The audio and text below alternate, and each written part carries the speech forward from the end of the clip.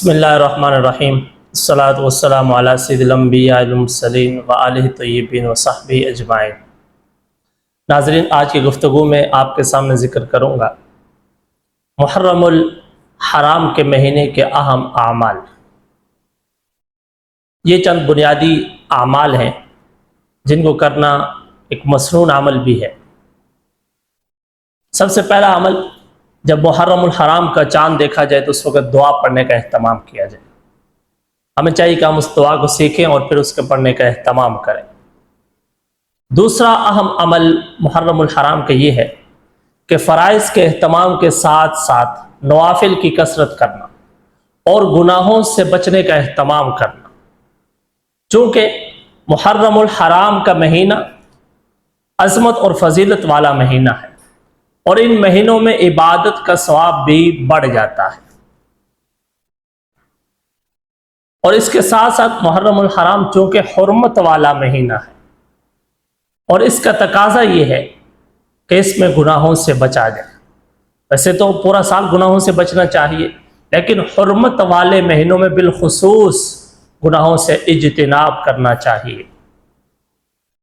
اور اس کے ساتھ تیسرا اور اہم عمل وہ یہ ہے کہ اس مہینے میں روزے رکھنے کا اہتمام کرنا چاہیے۔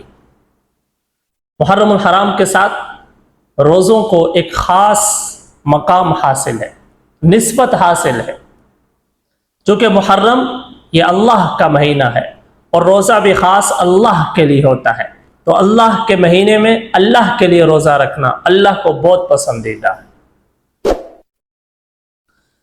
اسی لیے نبی کریم صلی اللہ علیہ وسلم نے فرمایا کہ رمضان کے روزوں کے بعد سب سے افضل روزے اللہ کے مہینے محرم کے روزے ہیں، اور پھر محرم الحرام میں 10 محرم الحرام کا روزہ، اس کی بہت فضیلت ذکر فرمائی، یہاں تک کہ فرمایا کہ جو انسان 10 محرم الحرام کا روزہ رکھتا ہے اس کے 1 سال کے گناہوں کا کفارہ ہے۔ کتنی فضیلت ہے اس روزے کی!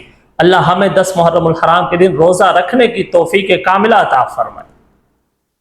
اور چوتھا اور خاص عمل جو محرم الحرام میں بالخصوص 10 محرم الحرام کے ساتھ خاص ہے، وہ ہے اپنے اہل و عیال پر کھانے پینے میں وسعت کرنا۔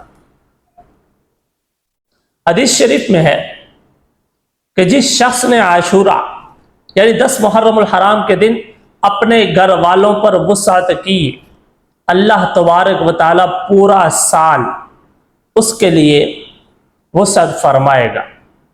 چنانچہ ہمیں چاہیے کہ ہم 10 محرم الحرام کے دن اپنے گھر والوں پر، اپنی ذات پر وسعت کریں، اچھے کھانے بنائیں اپنے گھر میں اور ان کو نوش کریں، کھانے پینے میں وسعت کریں، اور دن کو روزہ رکھیں، شام کو افطاری میں اچھی چیزیں بنائیں، تاکہ ان دونوں سنتوں پر عمل ہو جائے۔ روزے کی سنت بھی پوری ہو اور روزے کی سنت کے ساتھ ساتھ اپنے اہل و عیال پر خرچ کرنے والی سنت بھی پوری ہو جائے۔